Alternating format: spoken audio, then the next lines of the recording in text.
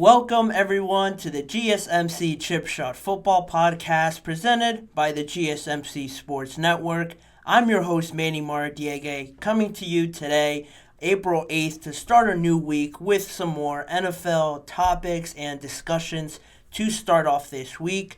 I'm going to begin the show talking about Tyreek Hill and the sort of news that he ruffled up over the past weekend and into last week on Odell Beckham Jr. There's been a connection there between the Dolphins and Odell. Tyreek kind of made that a bit more anticipated, so I'll get more into that with what he posted on social media. Later on, I'm going to talk about some teams that would want to be trading up in the first round, kind of lurking around that number 16th overall pick that is currently held by the Seahawks. I'm going to get into those teams and what they could potentially offer for that pick. Then, later in the show, I'm going to be talking about the Seahawks, the Panthers, the Patriots, among teams to get started today on their offseason programs. Then, to end the show, a little bit more on Stefon Diggs and Josh Allen, dating back to week one of last year, and an incident that they had in the locker room where Josh Allen sort of snapped at Stefon Diggs, and how that all plays into the whole situation of Stefon Diggs eventually being traded to the Houston Texans just last week. All of that coming up on today's episode. Make sure to follow, like, and subscribe to the GSMC Chip Shot Football Podcast. And before I jump into the first segment, as always, if you have any questions or comments during today's show, please use the tip and donations link, gsmcspodcast.net, with any of those. Using this link, make sure that I can see your question pop up right away in the chat box to my right. I can read your question on air, then continue the conversation like that, take it somewhere else with some of the questions. It's a lot more engaging. It's pretty fun for me on this end to see what you guys are saying, and it's a big help for the show anytime you guys are able to do that. So again, if you have any questions, use the tip and donations link, gsmcspodcast.net.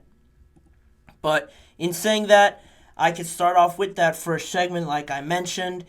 Back in March, around the NFL league meetings where all the coaches were there, some general managers, and everyone got a chance to speak to them in depth, Mike McDaniel said that the Dolphins had made an offer to Odell Beckham Jr., but he said that the talks were going to be ongoing. Nothing was really solidified. The biggest thing he said was that they made an offer to him. It was on the table. The ball is now in Odell's court. In saying that, reports came out after that, one being from ESPN's Jeremy Fowler, also saying that Miami is pushing pretty hard to sign Odell Beckham Jr., but again, still no deal. At this point, last season, Odell had already signed with the Baltimore Ravens, so it was a bit more cut and dry and clear to OBJ last year. This year, not so much. I assumed he wanted to go back to Baltimore on just how they all finished out, how good of a team they had, and with that feeling of just wanting more. They felt they probably deserved more with how the offense really played in that second half. I'm sure that left a bad taste in his mouth. But for right now, the Ravens don't seem really inclined to try and re-sign Odell. They released him, but up till now, there hasn't been any news about him receiving a contract from the Ravens or them really pursuing him at this point to come back to Baltimore. So that's something else to watch out for. And with all of the news swirling around Odell Beckham Jr. and the Dolphins, Tyreek Hill actually went on his Snapchat last week, and this is where it all kind of got ruffled up and everyone started to get excited about this. Tyreek Hill went on his Snapchat and posted a picture of himself with Odell Beckham Jr., just, dapping up, saying what's up to each other before a game, and he captioned it, "OBJ to Miami confirmed." That made everybody start hitting up Odell, reaching out to him, asking him if this was true. Nobody had posted anything at this point with Ian Rappaport, Adam Schefter, whoever it is you follow or get your news from. Nobody had posted anything. People started thinking, like most probably would, that Tyreek Hill was just confirming the news. How else would you get the news other than from a player coming from the direct source? People certainly believed it. I had my doubts, in honesty, just seeing it. I thought there was no way that this news breaks like this. And Tyreek Hill posted it. Everyone, like I mentioned, reached out to Odell, asking him what he thought about this, probably congratulating him. I'm sure he got some of them for people actually believing this was true.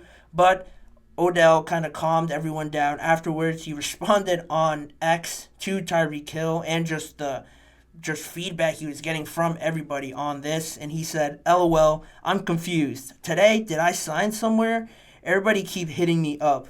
But again, it was funny how he responded to that, but there was no official word from Miami or any insiders on the news on Odell. It's still an ongoing thing. I'm sure other teams are interested, at least in OBJ. I'm sure some have reached out to him with a proposal. Certainly, there are some that need wide receivers that it wouldn't be such a bad idea to entertain Odell Beckham Jr. on your team. You think of the Chargers, maybe the Chiefs if they want a cheaper option for themselves. The Rams back to LA for Odell wouldn't be such a bad idea, in my opinion.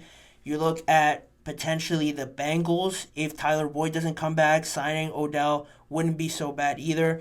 There's definitely a lot of teams that earlier in last week, there was reports, like I mentioned, some of those teams, as well as the Lions being interested on top of that. I said the Chargers, but all these teams still needing wide receivers. I'm not questioning why it's taken a while. There's certainly some questions with Odell in terms of production that he could still produce as a number 3, potentially a number 2 receiver. Last year, he played 14 games, which is very encouraging. Just looking at his track history with injury, he tore his ACL recently in 2022 in that Super Bowl, coming off of that Super Bowl, missing a lot, or really missing the whole season in 2022. So that is a pause to really think about signing Odell. But other than that, like I mentioned, 14 games is encouraging.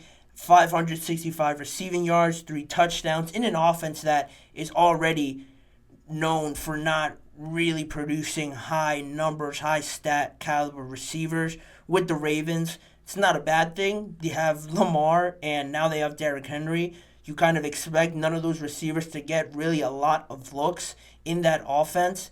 And last year, they didn't have Derrick Henry, but they had Gus Edwards and a bunch of other running backs in that backfield to share the carries. Now, looking at it this year, it might be a bit more receiver friendly just because they have only really Derrick Henry.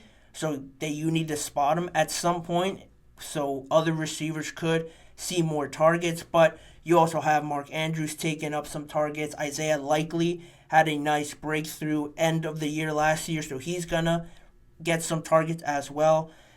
Already that doesn't really show the kind of level that Odell is right now, as opposed to the Rams, where I thought he was shown a little bit better and in a bit more positive light because they throw it so much. Matthew Stafford is a great quarterback. He showed how, really in that Super Bowl, how he wasn't killing the Bengals. It was still a close game, but it always seemed like he was wide open. He was getting yards after the catch, and to me that was at the peak of Odell, at this new version of Odell that you were going to get later in his career. What kind of actions, what kind of play that you could get from him. That's where I thought the peak of it was. He signed with the Ravens, so I anticipated a decline. But even so, where Odell is right now, if healthy, I still think he could provide something very well for the Miami Dolphins. Another option that they were still looking at was Tyler Boyd and seeing what they could work out there. Tyler Boyd, probably the best remaining free agent that I can think of right now off the top of my head in all these teams that need a wide receiver. It makes sense with Miami, but he will come at a more expensive price for them, being younger and just requiring more, I'm sure, than Odell at this point.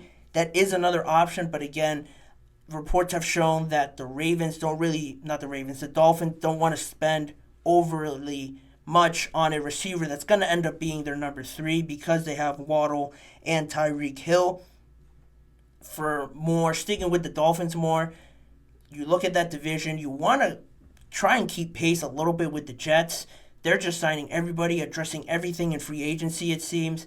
And if you're the Dolphins, you're probably up there with the Jets in terms of talent and competing for that AFC East at this point because of where the Patriots are right now, where the Bills are after the Stephon Diggs trade. You want to make sure you're still in it with them and matching them toe-to-toe with this talent and all the players that they have. Not to say that they're really far behind, but you want to make sure you don't fall behind after having the opportunity to sign OBJ. Maybe Tyler Boyd's out there. You have to do something because you lost Cedric Wilson. You lost Mike Gesicki in the offseason.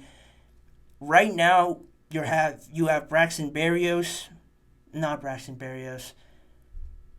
Is it Braxton Berrios? I can't think of his name right now. That's the receiver, I'm blanking on his name.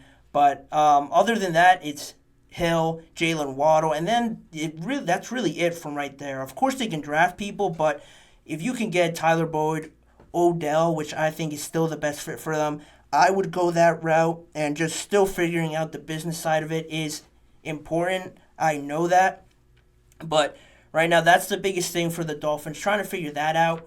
And other than that receiver on the offensive side of the ball, the only really need on the defensive side of the ball is maybe some linebacker help, some more pass rushers along the defensive line to fill the gap left by Christian Wilkins. And then after that, it's going to be hard for anybody to make a case for me that the Dolphins aren't at least as good as the Jets and the favorites maybe in contention with the Jets also for that AFC East.